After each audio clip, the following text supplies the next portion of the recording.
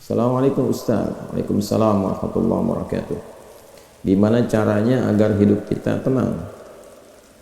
Ya, tenangkan.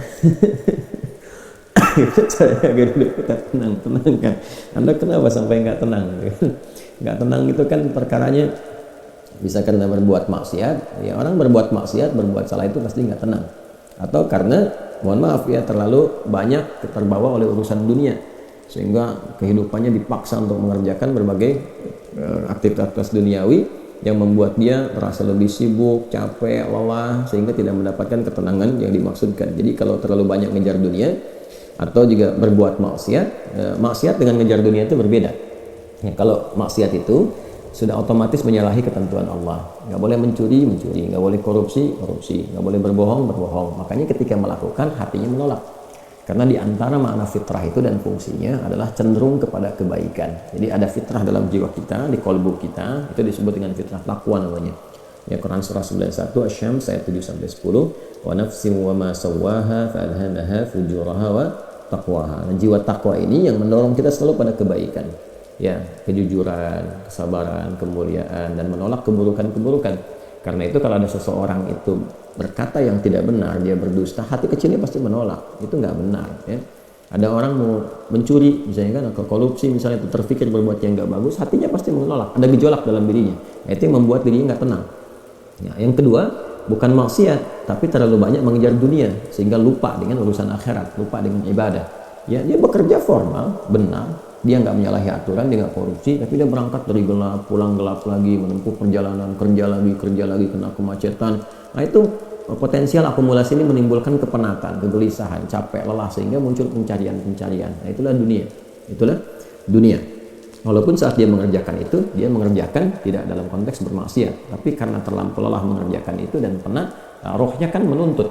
Di tubuh kita kan ada 3 bagian. Ya, ada fisik di bagian luar, kemudian ada akal ya di pikiran, yang ketiga itu ada hati, ada jiwa spiritual. Masing-masing harus mendapatkan porsinya. Ya, ini kalau bagian tubuh luarnya dia yang makan, fisiknya yang makan, mengonsumsi, tidur, istirahat. Ya, kemudian akalnya nggak pernah dipakai, nggak pernah belajar, nggak pernah baca, nggak pernah apa. Ini akalnya juga bisa protes, tumpul, nggak nyaman. Ya, sebaliknya juga, kalau dia misalnya ya makan, minum, kerja, aktivitas, olahraga, akalnya dipakai, dia baca dan sebagainya, tapi rohnya nggak pernah diberikan porsinya. Dia nggak pernah ibadah, nggak pernah sholat, nggak pernah baca Quran dan sebagainya. Maka ini yang generator kehidupannya, ini sumber ketenangannya, maka tetap akan gelisah. Karena itu ditemukan betapa orang pintar, ya kan, kerja keras dan sebagainya, tapi ya rohnya nggak terisi, banyak yang bunuh diri. Ya, di Jepang terjadi, ya kan? Atau bahkan setidaknya ada orang-orang kaya yang sudah hebat, pinter-pinter, ya di akhir hidupnya apa yang dia kerjakan? Ya cuma datang terapi, nanam kangkung, nanam cabai gitu kan, datang ini untuk mencari ketenangan karena rohnya nggak terisi. Maka Islam, alhamdulillah, ya agama yang sangat komplit, memberikan pencerahan sekaligus arahan dan pedoman dalam berkehidupan. Fisiknya dituntun, pikirannya juga dimotivasi untuk terus ditingkatkan, pintar sampai ke level yang tertinggi, dan rohnya diberikan porsinya untuk menunaikan ibadah sehingga mendapatkan asupan-asupan menu bagi rohnya. Makanya di kita kan ada sholat, ada puasa, ya kan? Nah, kemudian ada baca Quran, itu untuk kebutuhan rohiyah kita, untuk memberikan ketenangan. Lalu fisik dipandu, bagaimana cara makan, bagaimana cara beraktivitas, dari mulai bangun tidur sampai tidur lagi kan diatur. Ya. Lalu pikiran turun ayat-ayat untuk menjadikan pikiran itu terlatih kuat, ya kan? Bahkan sampai ke level yang tinggi, jenius dan sebagainya. Turun ayat tentang Iqra, banyak baca, turun ayat tentang tadabbur, afala yanzuruna ilal ibili kaifa khuliqat afala yatadabbaruna al-Qur'an, turun ayat tentang riset, inna fi khalqis samawati wal ardi wa ikhtilafil laili wan nahari la ayatin ulil albab, kan? Dan seterusnya. Itu supaya semua terstimulus. Nah, jadi kalau ingin tenang, bagaimana cara hidupnya tenang? Seimbangkan 3 bagian tadi. Jadi pikiran kita dilatih supaya kuat, ya supaya tajam dalam berpikir dan mengarahkan bagian tubuh kita untuk bertindak secara benar. Tubuh ini dilatih ya dengan berolahraga, makan yang benar. Ayat-ayatnya banyak sekali. Ya ayyuhan nasu kulu mimma fil ardi halalan thayyibah. Hai orang-orang, hai manusia semuanya, hai orang-orang, hai manusia, silahkan engkau makan sesuai dengan porsi kebutuhan dari yang halal, sumber yang halal, cari yang menyehatkan. Itu di Al-Baqarah 168. Nah, kalau sudah sehat, tubuhnya sehat, dipakai aktivitas olahraga. Kan banyak hadis-hadis tentang olahraga itu. Alimu auladakum bisibahati warnimayah, ketika Nabi ajarkan anak-anakmu olahraga berenang atau dengan melentar atau dengan memanah atau dengan berkuda. Itu contoh-contoh yang real di era Nabi yang kiranya bisa menyehatkan. Atau kita riset misalnya olahraga apa yang kira-kira menyehatkan, ya, yang senafas dengan tadi jenisnya. Jenisnya bisa berbeda setiap zamannya. Zaman Nabi nggak ditemukan misalnya olahraga futsal, basket, misalkan bola, apalagi jenis-jenis yang sekarang ada banyak atletik dan sebagainya. Tapi kan kita bisa meriset.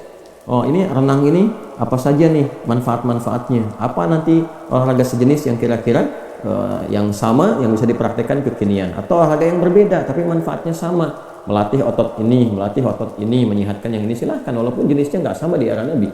Era Nabi misalnya dengan memanah, era sekarang misalnya dengan olahraga menembak, gitu kan, sah-sah saja silahkan. Yang penting konsentrasinya sama walaupun dengan alat atau perangkat yang berbeda. Ya, nanti kalau ingin dilatih lagi dengan panahan ya nggak ada masalah. Jangan disimpulkan begini, kalau kalau panahan sunnah, kalau menembak misalnya bid'ah. Nah itu sempit dalam berpikirnya, ya. Dan Nabi pun kan visioner.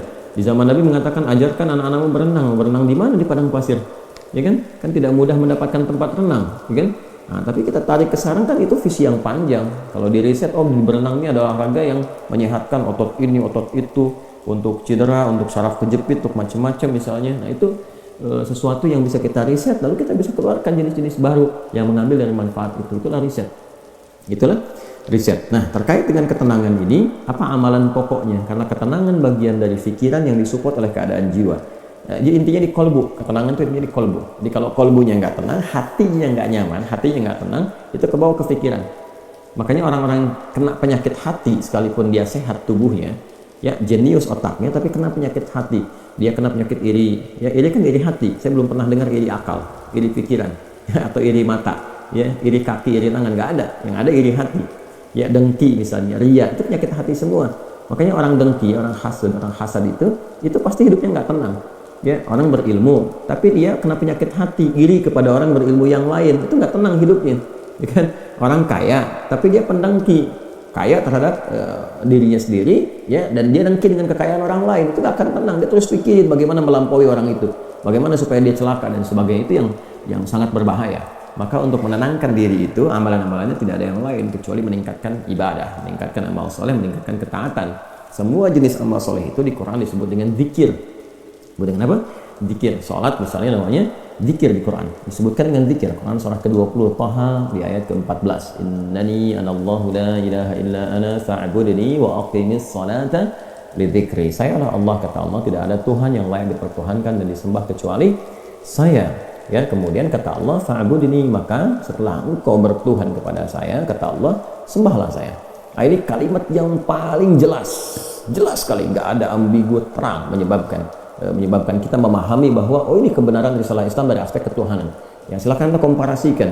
Ya, saya sejauh ini saya mengkomparasikan, melihat, membandingkan, saya tidak menemukan kecuali di Islam yang di dalam kitab suci mengatakan langsung Tuhannya langsung, ya, yang berkata saya Allah, kata Allah itu kan, ya, tidak ada Tuhan selain saya. Itu tegas sekali, ya, menyebutkan saya Allah, nggak ada Tuhan selain saya, sembah saya. Dan biasanya kalau ada kalimat atau informasi yang pendek jelas disampaikan, itu menunjukkan kekuatan dan kebenaran, karena Allah dengan sendirinya, dia kan meyakinkan, ya, kita semua dengan menegaskan sifatnya tegas. Dan karena memang ketuhanan itu hanya dimiliki oleh Tuhan yang benar. Nah, karena Tuhan yang benar itu mengatakan sayalah Tuhan, dengan pede mengatakan sayalah Allah, yang nggak ada Tuhan selain saya. Nggak mungkin ada klaim demikian kecuali dari yang memang benar, yang memang pede mengatakan itu, ya, karena benar, karena hak di situ. Ya, dan kemudian fa'budni, sembahlah saya. Ya, sembahlah saya. Dan kemudian dijelaskan menyembahnya bagaimana. Itulah indahnya dalam Islam. Tauhidnya diatur, ya, tentang Tuhannya. Dan kalau Anda misalnya begini, saya logikakan sederhana, ya. Orang-orang kan kalau nggak pakar, nggak punya kemampuan atau nggak sesuai dengan kualifikasinya, nggak mungkin mengatakan itu kan. Ya, ada orang mengatakan misalnya saya adalah pesilat. Mana yang mau bertarung misalnya kan, atau beruji tanding dengan saya. Kalau dia bukan pesilat, nggak mungkin yang bisa mengatakan itu. Ternyata dia bukan pesilat misalnya kan, ya, dia cuma pesilat lidah gitu kan, bukan pesilat tangguh, dan nggak mungkin dia mengatakan demikian. Ya, saya lah ahli kungfu misalnya kan, silakan ada yang ingin tanding mengetes di kungfu. Kalau dia bukan ahli kungfu nggak mungkin mengatakan demikian. Nah, ini Allah mengatakan dengan jelas, sayalah Allah, nggak ada Tuhan selain saya, sembah saya. Nah, bisa nggak ditemukan misalnya dimanapun, termasuk di kitab-kitab yang disucikan, temukan. Ada nggak Tuhan yang mengatakan sayalah Tuhan, ya kan? Disebut namanya, sembah saya. Kalimat itu temukan, ya, di Quran jelas.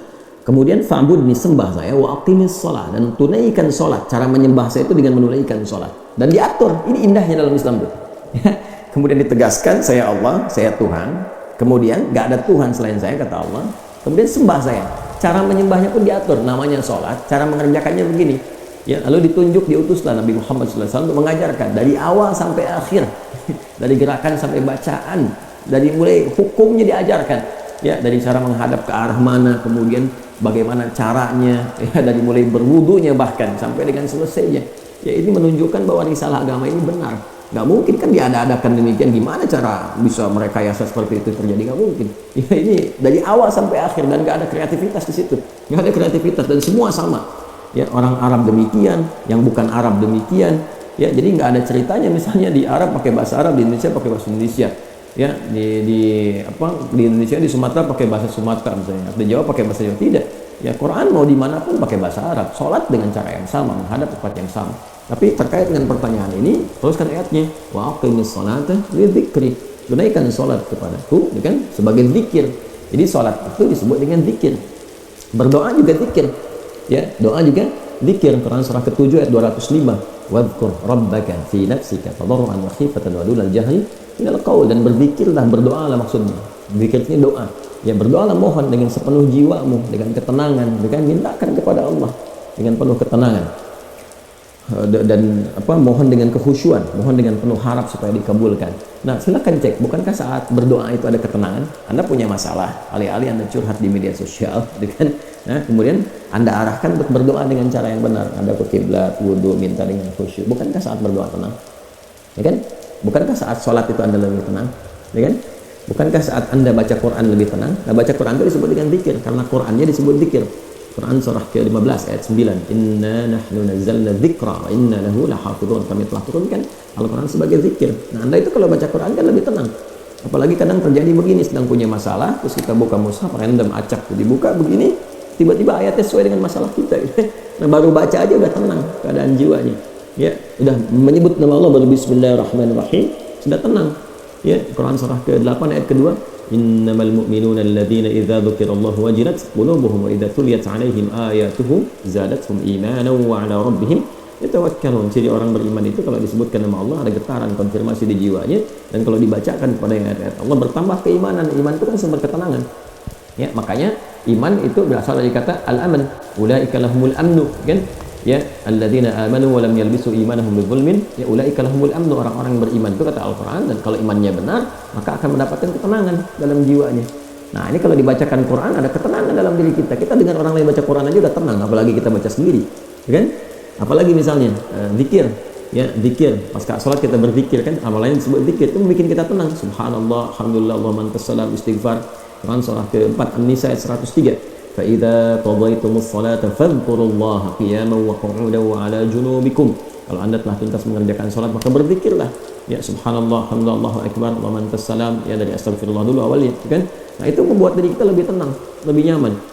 Nah, itu semua amalan tadi disebut dengan zikir. Karena itu disimpulkan dari Quran surah ke-13 Ar-Ra'd di ayat ke-28 ketika Allah berfirman, "Ala bi dzikrillahi tatma'innul qulub."